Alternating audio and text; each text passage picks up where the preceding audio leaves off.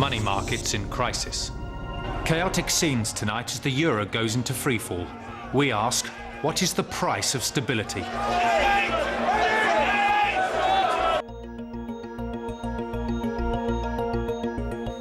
Good evening.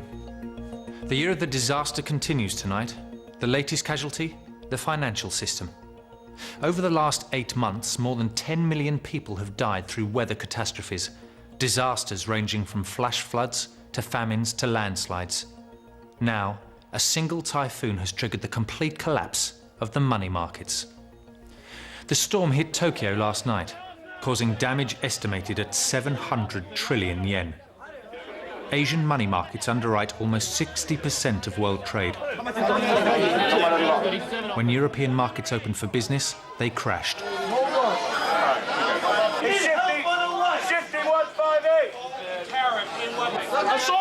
Scientists predict that just the cost of protecting ourselves from the climate will be immense.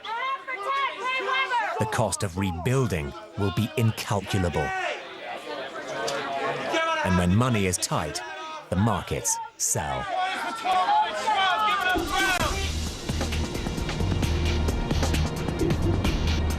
How can any country afford to rebuild all this?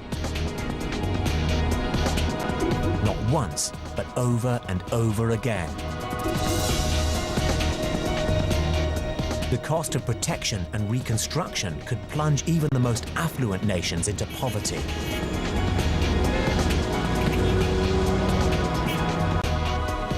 Climate change doesn't threaten us just with death, but financial destruction. We're beginning to reach a situation in some parts of the world where being hit by a storm or being hit by a flood are certain. Fragile economies in particular are going to start to collapse. So that's going to have an impact on world trade. World trade is certainly going to suffer as a result of that. And as a result, you will have a knock-on effect from one economy to another economy. Things are just going to start to degrade and deteriorate, I think, over the next 50 to 100 years.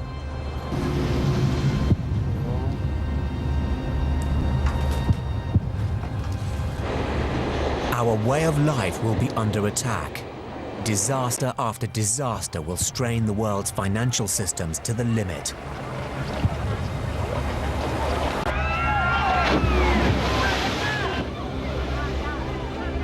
With homes in ruins, food and water hard to come by, world trade in tatters, the environmental catastrophe could turn into something else entirely.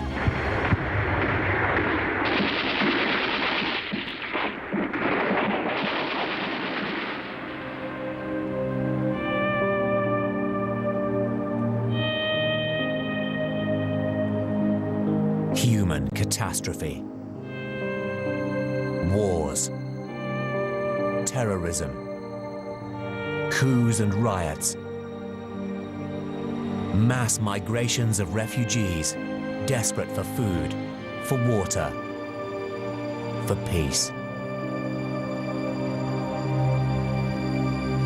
There's no question that we're going to see more conflict. By something like 2025, there are going to be 5 billion people living in countries which have inadequate water supplies.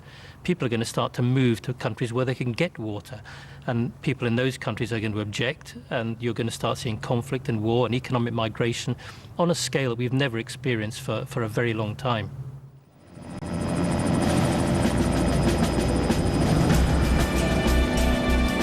Scientists have already seen our future.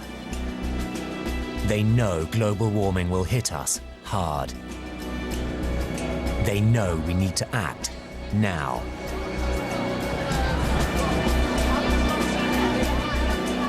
We could still change the future.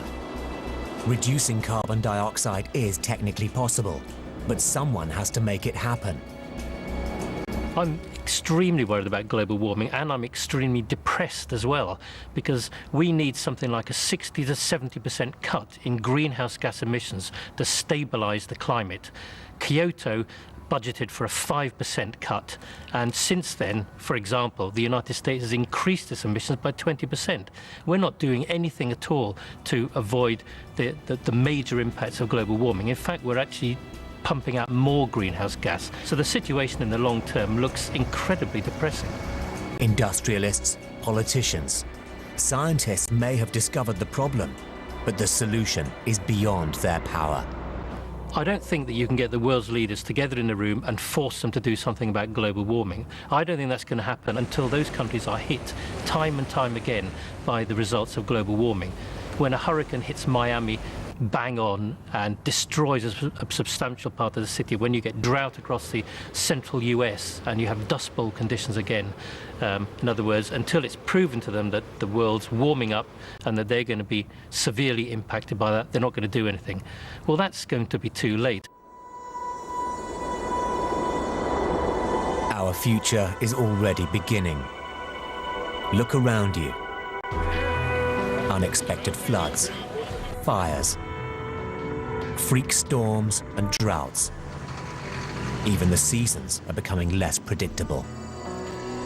Our own experience already tells us that the climate is changing, and science tells us that the consequences will be horrific.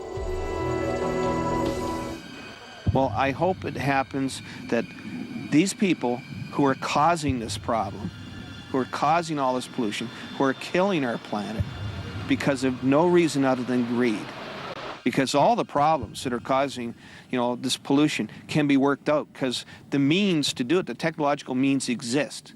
It's just that the economics, because they have so much money invested in this destruction pattern, that is the root cause of all of these problems, and I hope that they do something about it before Britain becomes like Peru, or Germany becomes like Peru, or the United States becomes like Peru, okay? Because once all the people are beaten down, once all the resources are destroyed, once all the homes and the infrastructure are destroyed, they aren't going to be making as much money.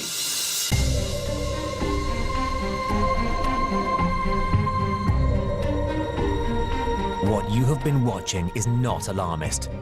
This is what scientists believe will happen. If we don't stop, things could be even worse.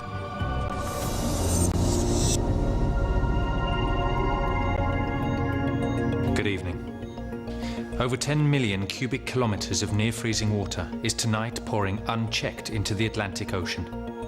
It's a disaster of global proportions. The lake draining into the Atlantic is the remains of the 2-kilometer thick Greenland ice sheets. Now it has broken through the thin walls of ice that kept it from the sea. The cold water is pouring directly into the warm waters of the Gulf Stream. Scientists fear the result is now inevitable. The Gulf Stream current will stop. It will plunge Europe into the worst freeze it has experienced for 20,000 years. And that will have global consequences. In the next 10 years, a new ice age will begin.